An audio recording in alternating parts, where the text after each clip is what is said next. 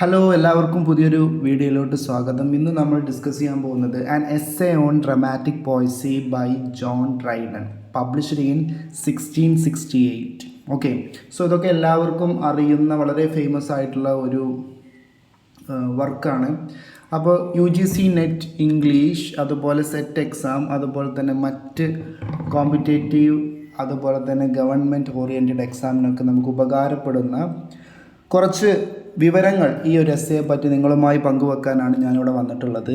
Okay, അപ്പോൾ എല്ലാവർക്കും ഒരിക്കൽ കൂടി സ്വാഗതം പുതിയൊരു വീഡിയോയിലോട്ട്. അപ്പോൾ നമുക്കിന്ന് ഡിസ്കസ് ചെയ്യാനുള്ളത് ആൻ എസ്സേ ഓൺ ഡ്രമാറ്റിക് പോയസി എന്ന് പറയുന്ന വർക്കാണ്.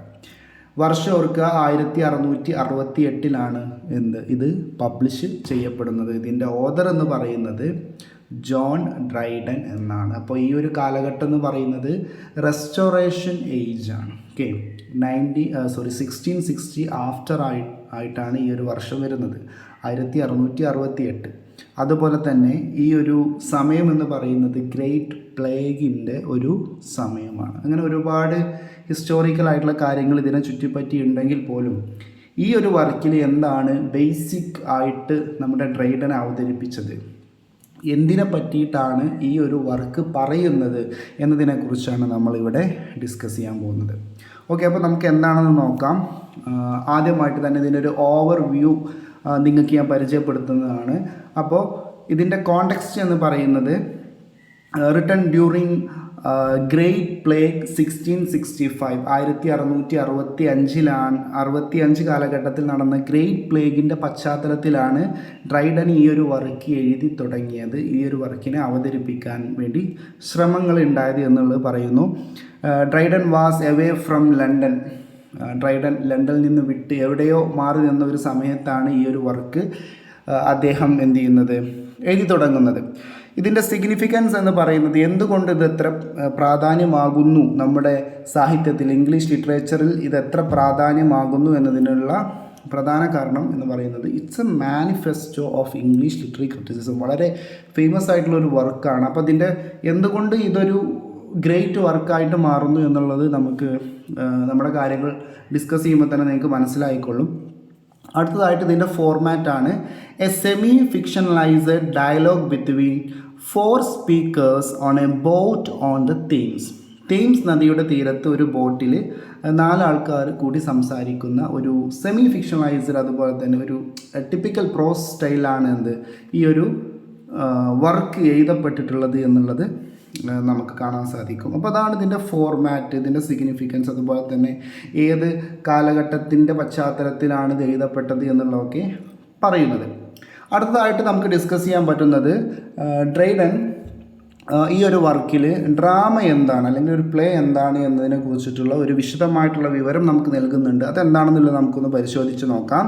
Dryden provide a foundational definition of play through the character Lisideius. അപ്പോൾ ലിസീഡിയസ് എന്ന് പറഞ്ഞിട്ടുള്ള ഒരു ക്യാരക്ടർ നമുക്കിതിൽ കാണാൻ പറ്റും. ക്യാരക്ടറിന് നമ്മൾ വരുന്ന സ്ലൈഡിൽ വിശദമായിട്ട് ചർച്ച ചെയ്യുന്നുണ്ട് കേട്ടോ.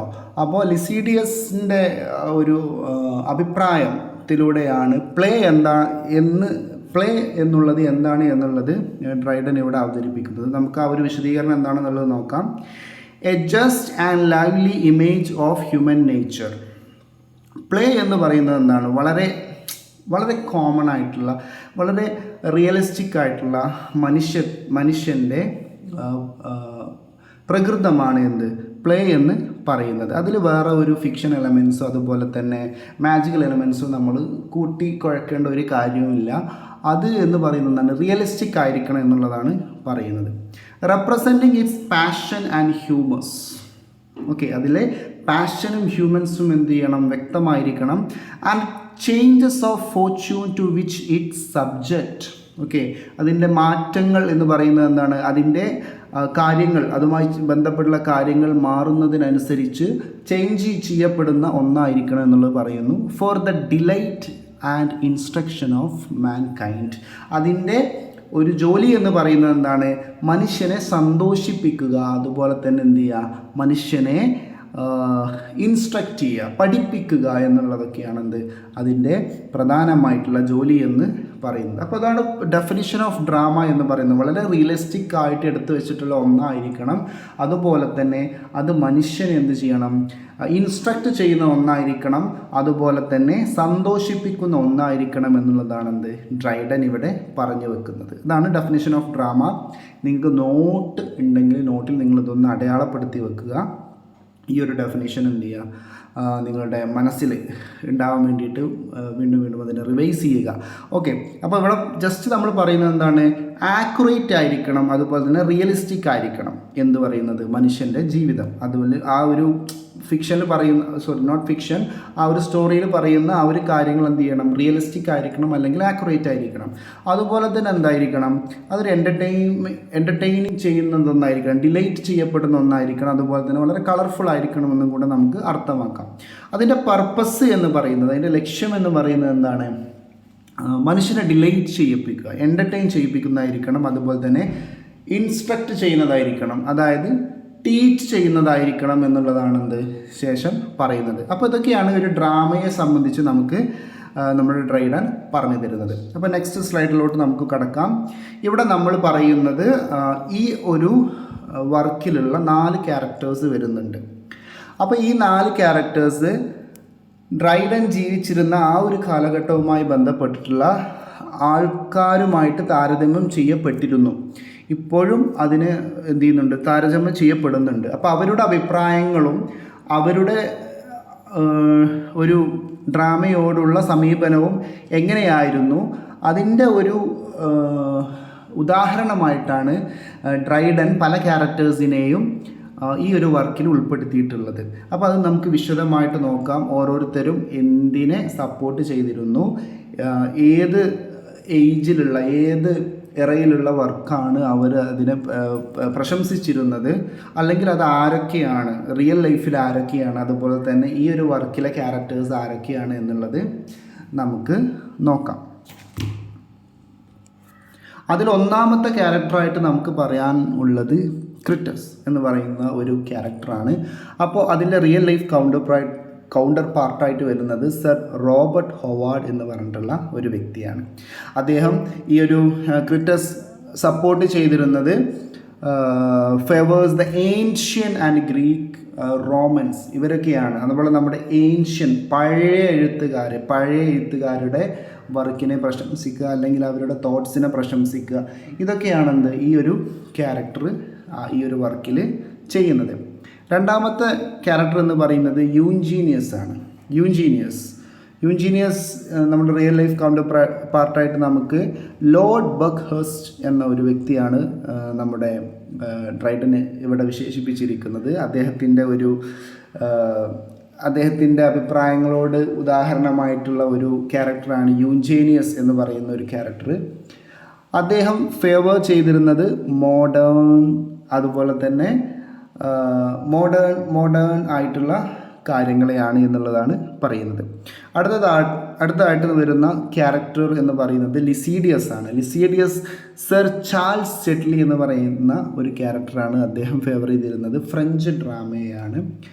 ദെൻ അടുത്തത് നിയാൻഡർ വേറെ ആരുമല്ല, നമ്മുടെ ജോൺ ഡ്രൈഡൻ ആണ്. അദ്ദേഹത്തിൻ്റെ അഭിപ്രായങ്ങളാണ് നിയാൻഡർ എന്ന് പറയുന്ന ആ ഒരു ക്യാരക്ടറിലൂടെ അദ്ദേഹം ഈ ഒരു വർക്കിൽ എന്ത് ചെയ്തിട്ടുള്ളത്, വിശേഷിപ്പിച്ചിട്ടുള്ളത് എന്നുള്ളത് പറയുന്നു. അദ്ദേഹം ഇംഗ്ലീഷ് ഡ്രാമയാണ് സപ്പോർട്ട് ചെയ്തിരുന്നത് എന്നുള്ളത് പറയുന്നു. അപ്പോൾ കുറച്ചും കൂടെ വിശദമായിട്ട് ഇവർ തമ്മിൽ എന്തൊക്കെയാണ് ചർച്ചകൾ നടന്നിരുന്നത് ഞാൻ കൂടുതലായിട്ടൊന്നും ഇതിൽ വിശദീകരിക്കുന്നില്ല കേട്ടോ. അതുപോലെ ഇതിൻ്റെ ഉള്ളിലോട്ട് പോയി അവരെന്തൊക്കെ ഉദാഹരണങ്ങൾ അങ്ങോട്ടും ഇങ്ങോട്ടും അതിനെപ്പറ്റി എന്നല്ല പറയുന്നത്. ഈ ഒരു ക്യാരക്ടേഴ്സുകളിൽ എന്തൊക്കെയാണ് വ്യത്യസ്തമായിട്ട് ഉണ്ടായിരുന്നത്, അവരെന്തുകൊണ്ട് അതിനെ സപ്പോർട്ട് ചെയ്തു എന്നുള്ളതിനെ കുറിച്ചാണ് നമ്മൾ അടുത്ത വരും സ്ലൈഡിൽ പറയുന്നത്. അപ്പോൾ ഇതൊക്കെയാണ് ക്യാരക്ടേഴ്സ്. നിങ്ങൾക്ക് വേണമെങ്കിൽ ഒന്ന് സ്ക്രീൻഷോട്ട് എടുത്ത് വെക്കാം, അല്ലെങ്കിൽ എന്ത് ചെയ്യാം, നിങ്ങൾ നോട്ടിൽ ഒന്ന് നോട്ട് ചെയ്ത് വെച്ചോളൂ. അപ്പോൾ എക്സാമിന് ഇതിലെ ഒരു ക്യാരക്ടർ റിയൽ ലൈഫ് കൗണ്ടർ പാർട്ടായിട്ട് ഉള്ള വ്യക്തി ആരാണ് എന്ന് ഒരു പക്ഷേ നിങ്ങളോട് ചോദിച്ചേക്കാം. അപ്പോൾ കൂടുതലായിട്ടും ചോദ്യങ്ങൾ കാണുന്നത് നിയാൻഡർ ആരായിരുന്നു എന്നുള്ളതാണ് പറയുന്നത്. അത് നമ്മുടെ ജോൺ ഡ്രൈഡൻ തന്നെയാണ് എന്നുള്ളത് ഫസ്റ്റ് തന്നെ നിങ്ങൾ മനസ്സിലാക്കി വെക്കുക. അതുപോലെ തന്നെ ഇവർ റെപ്രസെൻറ്റേഷൻ ചെയ്യുന്ന ആ ഒരു ഏജ്, അല്ലെങ്കിൽ ആ ഒരു ടൈം എന്തിനെയായിരുന്നു, അല്ലെങ്കിൽ ആരെയായിരുന്നു അവർ സപ്പോർട്ട് ചെയ്തിരുന്നത് എന്നുള്ളത് പറയാം. അപ്പോൾ നേരത്തെ പറഞ്ഞതുപോലെ തന്നെ എന്തുണ്ട്, ഒരു തേംസ് നദിയുടെ തീരത്ത് വെച്ച് ഈ 4 വ്യക്തികൾ തമ്മിൽ ചർച്ച നടത്തുകയാണ്. അപ്പോൾ ഏതാണ് ബെറ്റർ? ഓക്കെ, മോഡേൺ ഡ്രാമയാണോ അല്ലെങ്കിൽ ഏൻഷ്യൻ ഡ്രാമയാണോ അല്ലെങ്കിൽ ഫ്രഞ്ച് ഡ്രാമയാണോ, ഏതാണ് ബെറ്റർ എന്നതിനെക്കുറിച്ചുള്ള ഒരു ഡിസ്കഷനാണ് ഇവർക്കിടയിൽ നടക്കുന്നത്. അപ്പോൾ അതിനെക്കുറിച്ചുള്ള വിശദവിവരങ്ങൾ നമ്മൾ വരും സ്ലൈഡിൽ നമ്മൾ ചർച്ച ചെയ്യുന്നു. നമുക്കതിലോട്ട് കടക്കാം. ഒന്നാമതായിട്ട് ഇവിടെ പറയുന്ന ഒരു കമ്പാരിസൺ എന്ന് പറയുന്നത് ഏൻഷ്യൻ വേഴ്സസ് മോഡേൺ എന്ന് പറയുന്ന ഒരു കമ്പാരിസൺ നമുക്ക് ഇവിടെ കാണാൻ പറ്റും. അത് ചർച്ച ചെയ്യുന്നത് ക്രിറ്റസ് അതുപോലെ തന്നെ യൂജീനിയസ് എന്ന് പറഞ്ഞിട്ടുള്ള ക്യാരക്ടേഴ്സാണ്. അപ്പോൾ ക്രിറ്റസ് എന്ന് പറയുന്ന ആ ഒരു ക്യാരക്ടറിൻ്റെ അഭിപ്രായത്തിൽ അദ്ദേഹം സപ്പോർട്ട് ചെയ്യുന്നത് ഏൻഷ്യൻസിനെയാണ്. ആരെയാണ്? ഏൻഷ്യൻസിനെയാണ്. അപ്പോൾ അദ്ദേഹം പറയുന്നത് എന്താണെന്ന് വെച്ചാൽ, ആ ഒരു ക്യാരക്ടർ പറയുന്നത് എന്താണെന്ന് വെച്ചാൽ, argue that the Greek and Romans reached perfection. അദ്ദേഹം സപ്പോർട്ട് ചെയ്തിരുന്നത്, ഈ ഒരു ക്യാരക്ടർ സപ്പോർട്ട് ചെയ്യുന്നത് ഗ്രീക്കിനെയും റോമനെയുമാണ്. എന്തുകൊണ്ട്? അവർ എന്ത് ചെയ്തിട്ടുണ്ട്? അവർ റീച്ച്ഡ് അറ്റ് പെർഫെക്ഷൻ. അവർ ഒരു വർക്കിൻ്റെ പ്രധാനമായിട്ടുള്ള ഒരു പെർഫെക്ഷൻ അവർ തുറന്ന് കാട്ടിയിട്ടുണ്ടായിരുന്നു എന്നുള്ളതാണ് ഇദ്ദേഹം അഭിപ്രായപ്പെടുന്നത്. They establish the unities time, place, action that we must follow. അതിനുള്ള കാരണമായിട്ട് ക്രിറ്റസ് പറയുന്നത് എന്താണെന്ന് വെച്ചാൽ, ടൈം, പ്ലേസ്, ആക്ഷൻ എന്ന് പറയുന്ന ഈ ഒരു 3 യൂണിവേഴ്സൽ യൂണിറ്റിയെ എന്ത് ചെയ്തു? അവതരിപ്പിച്ചത് ആരാണ്? ഗ്രീക്കും റോമൻസുമാണ്. അപ്പോൾ ഏൻഷ്യൻസിനെ സപ്പോർട്ട് ചെയ്യുന്ന ക്രിറ്റസിൻ്റെ അഭിപ്രായത്തിൽ എന്താണ്, ഗ്രീക്ക് ആൻഡ് റോമൻസ് ആണ് എന്ത് ഗ്രേറ്റ് ആയിട്ടുള്ള പ്ലേ റൈറ്റ്സുകൾ, അല്ലെങ്കിൽ അവരുടെ പ്ലേ ആണ് ഗ്രേറ്റ് പ്ലേ എന്ന് അദ്ദേഹം പറയുന്നു. അപ്പോൾ അതിനെതിരായിട്ട് തന്നെ യൂജീനിയസിൻ്റെ അഭിപ്രായത്തിൽ അദ്ദേഹം സപ്പോർട്ട് ചെയ്യുന്നത് ആരെയാണ്? മോഡേൺ ആയിട്ടുള്ള ആൾക്കാരെയാണ്, മോഡേൺ ആയിട്ടുള്ള എഴുത്തുകാരെയാണ്, അല്ലെങ്കിൽ അതിൻ്റെ വർക്കിനെയാണ്. അപ്പോൾ argues that while the ancients laid the foundation. അദ്ദേഹത്തിൻ്റെ അഭിപ്രായത്തിൽ ഏൻഷ്യൻസ് എന്ന് പറയുന്ന ഗ്രീക്ക്, റോമൻ ആയിട്ടുള്ള ആൾക്കാർ എന്ത് മാത്രമാണ് അവർ കോൺസെൻട്രേറ്റ് ചെയ്തത്? അവർ കോൺസെൻട്രേറ്റ് ചെയ്തത് അതിൻ്റെ ഫൗണ്ടേഷൻ മാത്രമാണ്. The moderns have improved upon them using science and more complex plots. Moderns have surpassed the old limitations. Old ആയിട്ടുള്ള എഴുത്തുകാർ അവർ ഫൗണ്ടേഷനെ മാത്രമേ എന്ത് ചെയ്തിട്ടുള്ളൂ? അവർ കോൺസെൻട്രേറ്റ് ചെയ്തിട്ടുള്ളൂ. വേറെ ഒന്നും എന്ത് ചെയ്യുന്നില്ല, ഡ്രാമയ്ക്ക് വേണ്ടി അവർ ചെയ്തിട്ടില്ല, വർക്കിന് വേണ്ടി അവർ ചെയ്തിട്ടില്ല. അതുകൊണ്ട് തന്നെ അവരുടെ ആ ഒരു സംഭവം ആ ഒരു ഫൗണ്ടേഷനിൽ തന്നെ നിൽക്കുന്നു. മോഡേൺ ആയിട്ടുള്ള എഴുത്തുകാരാണ്, മോഡേൺ ആയിട്ടുള്ള പ്ലേ റൈറ്റ്സുകളാണ്, അല്ലെങ്കിൽ ഏത് വർക്കായിക്കോട്ടെ അവരാണെന്ത്, അതിൽ സയൻസും അതുപോലെ തന്നെ കോംപ്ലക്സ് പ്ലോട്ട്സൊക്കെ ആഡ് ചെയ്തിട്ട് അതിൻ്റെ ആ ഒരു പ്രശസ്തി ഉയർത്തിയത് എന്നുള്ളതാണ് എന്ത് യൂജീനിയസ് അഭിപ്രായപ്പെടുന്നത്. അപ്പോൾ ഈ 2 ക്യാരക്ടേഴ്സുകൾ തമ്മിൽ നടക്കുന്ന ആ ഒരു വാക്ക് തർക്കം എന്ന് പറയുന്നത് ആരാണ് ബെറ്റർ, ഏൻഷ്യൻ്റ് ആണോ മോഡേൺ ആയിരുന്നു? ഏൻഷ്യൻ്റെ സൈഡിൽ എന്ന് പറയുന്നു ഗ്രീക്ക് ആൻഡ് റോമൻസ് ആണ് എന്ത് ഫൗണ്ടേഷൻ കൊണ്ടുവന്നത് എന്ന് പറയുന്നു. അപ്പോൾ യൂജീനിയസ് എന്ത് ചെയ്യുന്നു? അതിനെ എതിർക്കുന്നു. എന്താണ് അദ്ദേഹം പറയുന്നത്? ഫൗണ്ടേഷൻ മാത്രം കൊണ്ടുവന്നിട്ട് കാര്യമില്ലല്ലോ, അതിൽ കോംപ്ലക്സ് ആയിട്ടുള്ള സയൻസും അതുപോലെ തന്നെ പ്ലോട്ട്സൊക്കെ ആഡ് ചെയ്ത് അതിൻ്റെ ആ ഒരു നില ഉയർത്തിയതാരാണ്? മോഡേൺ എഴുത്തുകാരാണ്. അതുകൊണ്ട് തന്നെ ഏൻഷ്യനേക്കാളും ബെറ്റർ ആരാണ്? മോഡേൺ എന്നുള്ളതാണ് ഇവർ യൂജീനിയസ് വാദിക്കുന്നത് എന്നുള്ളത് നമുക്കിതിൽ കാണാൻ പറ്റും. അടുത്ത സ്ലൈഡിലോട്ട് പോവാം. വേറൊരു കമ്പാരിസൺ കൂടെ വരുന്നുണ്ട്. ഈ ഒരു ചർച്ച എന്ന് പറയുന്നത് നമ്മുടെ ലിസീഡിയസും ലിയാൻഡറും തമ്മിലുള്ള ചർച്ചയാണ്. ലിയാൻഡർ നമുക്കറിയാം ആരാണ്? ഡ്രൈഡനാണ്. ഡ്രൈഡൻ്റെ അഭിപ്രായങ്ങളാണ് ഇതിലൂടെ ഷെയർ ചെയ്യപ്പെടുന്നത് എന്നുള്ളത് നമുക്ക് അറിയാൻ പറ്റും. ഇതിൽ ലിസീഡിയസ് സപ്പോർട്ട് ചെയ്യുന്നത് ആരെയാണ്? ഫ്രഞ്ച് ഡ്രാമാസിനെയാണ്, ഫ്രഞ്ച് ഇൻഫ്ലുവൻസിനെയാണ് എന്ത് ലിസീഡിയസ് സപ്പോർട്ട് ചെയ്യുന്നത്. ലിസീഡിയസിൻ്റെ അഭിപ്രായത്തിൽ praises French plays for their strict adherence to the unities and for avoiding common violence on stage, preferring narration. French ഡ്രാമകൾ എന്ന് പറയുന്നത് ലിസീഡിയസിൻ്റെ അഭിപ്രായത്തിൽ എന്താണ്? അവരെന്ത് ചെയ്യുന്നുണ്ട്? സ്ട്രിക്ട്ലി ആയിട്ട് നമ്മുടെ യൂണിവേഴ്സൽ യൂണിറ്റി ആയിട്ടുള്ള നമ്മൾ നേരത്തെ പറഞ്ഞിട്ടുള്ള ആ ഒരു യൂണിറ്റികളെ അവർ മുറുകെ പിടിക്കുന്നതോടൊപ്പം കോമൺ വയലൻസിനെ ഒഴിവാക്കിയിട്ട് നരേഷനിൽ കൂടുതൽ ഇമ്പോർട്ടൻ്റ് കൊണ്ടുവരാൻ ആര് ശ്രമിച്ചിട്ടുണ്ട്? ഫ്രഞ്ച് ഡ്രാമകൾ, ഫ്രഞ്ച് ആയിട്ടുള്ള നരേഷൻസുകൾ ശ്രമിച്ചിട്ടുണ്ട്. അതുകൊണ്ട് തന്നെ എന്താണ്, ഫ്രഞ്ച് ഡ്രാമകളാണ് കുറച്ചുകൂടെ ബെറ്റർ എന്നുള്ളതാണ് ലിസീഡിയസ് അഭിപ്രായപ്പെടുന്നത്. അപ്പോൾ അതിനെതിരായിട്ട് പറയുന്നതാണെന്ത്, നിയാൻഡർ ആരാ, നമ്മുടെ ജോൺ ഡ്രൈഡൻ. അദ്ദേഹം എന്ത് ചെയ്യുന്നു, ഇംഗ്ലീഷ് ഡ്രാമ എന്ത് ചെയ്യാണ്, ഡിഫെൻസ് ചെയ്യാണ്. അപ്പോൾ ഫ്രഞ്ച് ഡ്രാമകളും ഇംഗ്ലീഷ് ഡ്രാമകളും തമ്മിലുള്ള ഒരു കമ്പാരിസനാണ് ഈ രണ്ട് ക്യാരക്ടേഴ്സും തമ്മിൽ നടക്കുന്നത്. ഡ്രൈഡൻ്റെ അഭിപ്രായത്തിൽ, നിയാൻഡറിൻ്റെ അഭിപ്രായത്തിൽ അദ്ദേഹം ഇംഗ്ലീഷ് ഡ്രാമയെ ഡിഫെൻസ് ചെയ്യുന്നത് ഇപ്രകാരമാണ്. എങ്ങനെയാണ്, defence the irregularity of English place like Shakespeare. അദ്ദേഹം എന്ത് ചെയ്യുന്നുണ്ട്, ഇറഗുലാരിറ്റി നമ്മൾ ഷേക്സ്പിയറുടെ ഒരു പ്ലേ എടുത്ത് കഴിഞ്ഞാൽ തന്നെ അതിൽ നമുക്ക് കാണാൻ പറ്റും. നമ്മുടെ ഹീറോ മെയിനായിട്ടുള്ള ക്യാരക്ടറിന് എന്തുണ്ടാവില്ല, അദ്ദേഹത്തിന് ഒരു ട്രാജിക് കോമഡി അല്ലെങ്കിൽ ട്രാജിക് ആയിട്ടുള്ള പ്ലോട്ട്സുകളായിരിക്കും നമ്മുടെ ഷേക്സ്പിയറിൻ്റെ ഡ്രാമകളൊക്കെ നമുക്ക് കാണാൻ പറ്റുക. അപ്പോൾ കഴിഞ്ഞ കാലം ഏൻഷ്യൻ്റ് ആയിട്ടുള്ള ഡ്രാമകളിൽ നിന്ന് വ്യത്യസ്തമായിട്ടുള്ള ഇറഗുലാരിറ്റി നമുക്ക് എന്തിൽ കാണാൻ പറ്റും, ഇംഗ്ലീഷ് ഡ്രാമകളിൽ കാണാൻ പറ്റും. അപ്പോൾ അതിൽ നിന്നൊക്കെയുള്ള ഒരു ചേഞ്ച് ആയിട്ടാണ് ഇംഗ്ലീഷ് ഡ്രാമകളെ നിയാൻഡർ ഇവിടെ അവതരിപ്പിക്കുന്നത്. അദ്ദേഹം അതിനെ പ്രൈസ് ചെയ്യാണ്. ഇറഗുലാരിറ്റിയും നമ്മൾ സപ്പോർട്ട് ചെയ്യേണ്ട ഒന്നാണ്, ഇറഗുലാരിറ്റിയും ഡ്രാമകളുടെ ഭാഗമാണ് എന്നുള്ളതാണ് ഇവിടെ പറയുന്നത്. അദ്ദേഹം ഷേക്സ്പിയറിനെ ഡിഫെൻഡ് ചെയ്യുന്നു. അതുപോലെ ഷേക്സ്പിയറിൻ്റെ അങ്ങനെ എഴുതുന്ന ആൾക്കാരെയും എന്ത് ചെയ്യുന്നു, അവർ നമ്മുടെ ഡ്രൈഡൻ ഡിഫെൻഡ് ചെയ്യുന്നു നിയാൻഡർ എന്ന് പറയുന്ന ക്യാരക്ടറിലൂടെ. അദ്ദേഹം പറയുന്നത് ഇപ്രകാരമാണ്, argues that tragic comedies are more lively because they reflect the real life mix of joy and sorrow. ഇപ്പോൾ ട്രാജിക് കോമഡികൾ എന്ന് പറയുന്നത് എന്താണ്, മനുഷ്യൻ്റെ പച്ചയായിട്ടുള്ള ജീവിതം തുറന്നു കാട്ടുന്ന ഒന്നാണ്. ട്രാജിക് കോമഡികൾ, ഇംഗ്ലീഷ് പ്ലേകൾ നമുക്ക് ഒരുപാട് എന്ത് ചെയ്യാൻ പറ്റും, ഇതിൽ കാണാൻ പറ്റും. ട്രാജിക് കോമഡികൾ ഡിഫെൻഡ് ചെയ്യുന്ന ഒന്നാണ്, ട്രാജിക് കോമഡികൾ മനുഷ്യൻ്റെ പച്ചയായ ജീവിതങ്ങളെ ഉയർത്തിക്കാട്ടുന്ന ഒന്നാണ് എന്നുള്ളത് നമുക്ക് പറയാൻ പറ്റും. കാരണം എന്താണ്, believes English drama is more vibrant and emotionally resonant than the cold French style. കാരണം ഡ്രാമകൾ, ഡ്രൈഡൻ ആദ്യം തന്നെ പറഞ്ഞു ഒരു ഡ്രാമ എന്ന് പറയുന്നത് റിയലിസ്റ്റിക് ആയിരുന്നു. മനുഷ്യൻ്റെ ജീവിതം എപ്പോഴും എന്താവില്ല, എപ്പോഴും സന്തോഷം കിട്ടുന്ന ഒന്നാവില്ല. അതിൽ സങ്കടങ്ങൾ വരും, സന്തോഷങ്ങൾ വരും.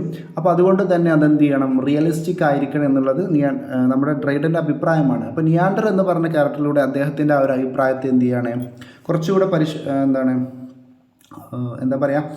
കുറച്ചുകൂടെ സ്ട്രോങ് ആക്കിയാണ് അദ്ദേഹം എന്നുള്ളതാണ് പറയുന്നത്. അപ്പോൾ ഫ്രഞ്ച് ഡ്രാമകൾ എപ്പോഴും ഒരു പീസ്ഫുൾ ആയിട്ടുള്ള അറ്റ്മോസ്ഫിയറിലൂടെയാണ് കടന്നു പോകുന്നതെങ്കിൽ കോംപ്ലക്സ് ആയിട്ടുള്ള വയലൻസ് ആയിട്ടുള്ള കാര്യങ്ങളും മനുഷ്യ ജീവിതത്തിൻ്റെ ഭാഗമാണ് എന്നുള്ളതാണ് നിയാൻഡർ ഇവിടെ അഭിപ്രായപ്പെടുന്നത്. അത് ആ ഒരു സെയിം ഒപ്പീനിയൻ തന്നെയാണ് ഡ്രൈഡൻ്റെയും അഭിപ്രായം എന്നുള്ളത് നമുക്ക് കാണാൻ പറ്റും. എനിക്ക് പെട്ടെന്നൊരു കോൾ വന്നുകൊണ്ടാണ് കേട്ടോ ഞാൻ എക്സ്പ്ലെയിൻ ചെയ്യുന്നത്, കുറച്ചൊക്കെ അങ്ങോട്ടും ഇങ്ങോട്ടും പോയി. ഓക്കെ, ഇറ്റ്സ് ഓക്കെ, നിങ്ങൾക്ക് മനസ്സിലായല്ലോ. ഇപ്പോൾ ഈ ഒരു പോയിൻറ്റ്സൊക്കെ നിങ്ങളുടെ നോട്ടിൽ എഴുതി വെക്കുക. നിങ്ങൾ നോട്ട് ഉണ്ടാക്കുകയാണെങ്കിൽ കുറച്ചുകൂടെ റിവൈസ് ചെയ്താൽ നിങ്ങൾക്ക് വീണ്ടും മനസ്സിലായിക്കോളും. അപ്പോൾ അതിൻ്റെ കൺക്ലൂഷനായിട്ട് നമുക്ക് പറയുന്ന ചില കാര്യങ്ങൾ നമ്മൾ പറയുന്നുണ്ട്. കൺക്ലൂഷനിൽ നമ്മുടെ ജോൺ ഡ്രൈഡൻ ഷേക്സ്പിയറിനെയും ജോൺസനെയും എന്ത് ചെയ്യുന്നുണ്ട്, പ്രൈസ് ചെയ്യുന്നുണ്ട്. അപ്പോൾ ഇവർ തമ്മിലുള്ളൊരു കമ്പാരിസൺ ഇതിലൂടെ നമുക്ക് കാണാൻ പറ്റും. ഡ്രൈഡൻ എന്ന് പറയുന്നത് നമ്മൾ Neander offers a famous comparison of the two giants of English literature. ആരൊക്കെയാണ്, ഷേക്സ്പിയറും അതുപോലെ തന്നെ ബെൻ ജോൺസണും. ഷേക്സ്പിയറിൻ്റെ കാര്യത്തിൽ നമ്മുടെ ഡ്രൈഡൻ്റെ അഭിപ്രായം എന്ന് പറയുന്നത്, the man who of all modern and perhaps ancient poets have the largest and most comprehensive soul, he is nature. ഷേക്സ്പിയറിൻ്റെ കാര്യത്തിൽ നമ്മുടെ ഡ്രൈഡൻ്റെ അഭിപ്രായം എന്ന് പറയുന്നത് ഹീ ഈസ് നേച്ചർ എന്നാണ് പറയുന്നത്. കാരണം എന്താ, അദ്ദേഹം ഒരു മോഡേൺ ആയിട്ടുള്ള എഴുത്തുകാരനാണ്. അതുപോലെ തന്നെ അദ്ദേഹത്തിൻ്റെ വർക്കുകൾ നമുക്കൊരു ഏൻഷ്യൻ പോയിറ്റ്സിൻ്റെ ഇൻഫ്ലുവൻസും കാണാൻ പറ്റും. അദ്ദേഹത്തിൻ്റെത് മോസ്റ്റ് കോംപ്രഹെൻസീവ് ആയിട്ടുള്ള വർക്കുകളാണ് എന്നുള്ളതാണ് പറയുന്നത്. അദ്ദേഹം ഒരു മോസ്റ്റ് കോംപ്രഹെൻസീവ് സോൾ, ഒരു ആത്മാവാണ് എന്നുള്ളത് കൂടെ പറയുന്നു. നമുക്ക് തന്നെ ഷേക്സ്പിയറുടെ വർക്കുകൾ എടുത്ത് വായിച്ചാൽ മനുഷ്യ മനസ്സിനെ ഇത്ര മനസ്സിലാക്കിയിട്ടുള്ള ഒരു ഡ്രമാറ്റിസ്റ്റ് ഈ ഒരു ഇംഗ്ലീഷ് ലിറ്ററേച്ചറിൽ നമുക്ക് വേറെ കാണാൻ പറ്റില്ല എന്ന് തന്നെ ഞാൻ പറയും.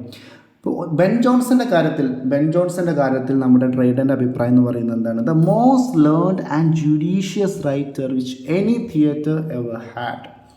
ബെൻ ജോൺസൻ്റെ ആ ഒരു ഇതിൽ ബെൻ ജോൺസനെ ഒരിക്കലും ഡ്രൈഡൻ കുറ്റപ്പെടുന്നില്ല. പക്ഷേ ആർട്ടിൻ്റെ കാര്യത്തിൽ ഒരു വർക്കിനെ അതിൻ്റെ പൂർണ്ണ രൂപത്തിലേക്ക് എത്തിക്കുന്ന കാര്യത്തിൽ ബെൻ ജോൺസൺ മാസ്റ്ററാണ് എന്ന് പറയുന്നു. അതുകൊണ്ട് തന്നെ ബെൻ ജോൺസനെ ഡ്രൈഡൻ വിശേഷിപ്പിക്കുന്നത് ഹീ ഈസ് ആർട്ട് എന്നാണ്.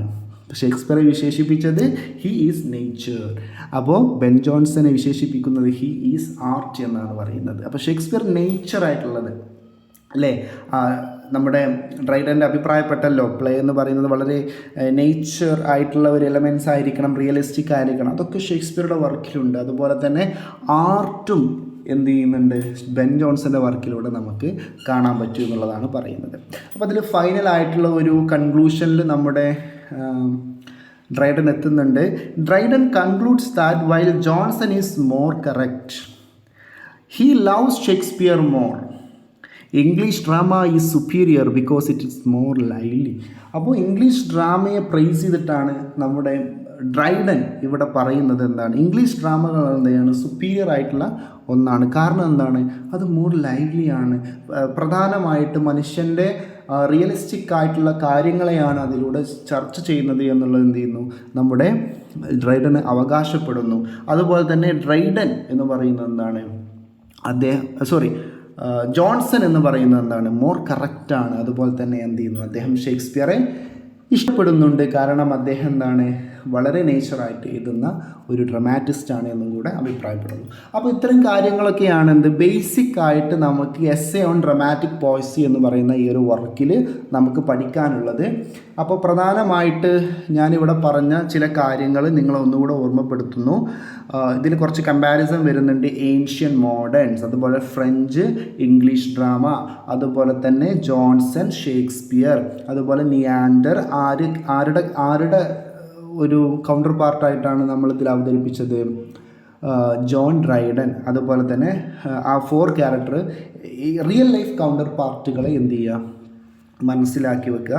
അപ്പോൾ ഇത്തരം സംഭവങ്ങൾ തന്നെ നമ്മുടെ ഡ്രൈഡൻ്റെ അഭിപ്രായത്തിൽ ഡ്രാമ എന്ന് പറയുന്നത് എന്നാണ്, ഈ വർക്ക് പബ്ലിഷ് ചെയ്തത് എന്നാണ്, ഏത് ടൈമിലാണ് ഇത് എഴുതപ്പെട്ടത് എന്നുള്ളതൊക്കെ മനസ്സിലാക്കിയാൽ തന്നെ നിങ്ങൾക്ക് ഇതിൻ്റെ ഒരു 50% ഈ ഒരു വർക്കിൽ നിന്ന് ക്വസ്റ്റ്യൻ വന്നാൽ നിങ്ങൾക്ക് ഉത്തരം കണ്ടെത്താൻ പറ്റും. അതായത് നിങ്ങൾ ഒരു സംഭവം നിങ്ങൾ വായിച്ചിട്ടില്ല എന്ന് വെക്കുക, ഒരു സെൻറ്റൻസ് ഇങ്ങനെ ഫ്രഞ്ച് ഡ്രാമയെ സപ്പോർട്ട് ചെയ്തിട്ടുള്ള ഒരു ഡിസ്ക്രിപ്ഷൻ നിങ്ങൾ കാണുകയാണ് നിങ്ങളുടെ ക്വസ്റ്റ്യൻ പേപ്പറിൽ, അല്ലെങ്കിൽ നിങ്ങൾ നെറ്റ് എക്സാം എഴുതുമ്പോൾ ഫ്രഞ്ച് ഡ്രാമയെ സപ്പോർട്ട് ചെയ്തിട്ടുള്ള ഒരു ക്വസ്റ്റ്യൻ നിങ്ങൾ കാണുകയാണ്. ഇത് ആരുടെ അഭിപ്രായമാണ് എന്ന് ചോദിച്ചാൽ നിങ്ങളത് വായിച്ചിട്ടില്ലെങ്കിലും ഈ ഒരു വീഡിയോയിൽ നമ്മൾ ഡിസ്കസ് ചെയ്ത് നിങ്ങൾ ശ്രദ്ധിച്ചിട്ടുണ്ടെങ്കിൽ ഫ്രഞ്ച് ഡ്രാമയെ സപ്പോർട്ട് ചെയ്തിരുന്നത് ആരായിരുന്നു എന്നുള്ളത് നിങ്ങൾ മനസ്സിലാക്കിയിട്ടുണ്ടെങ്കിൽ നമുക്കത് എന്ത് ചെയ്യും? ഈസി ആയിട്ട് കണ്ടെത്താൻ പറ്റും. അതാരാണ്? ലിസീഡിയസ് ആണ് എന്നുള്ളത് നമുക്ക് കണ്ടെത്താൻ പറ്റും. അപ്പോൾ അത്തരം കാര്യങ്ങളിലൂടെ എന്ത് ചെയ്യുക?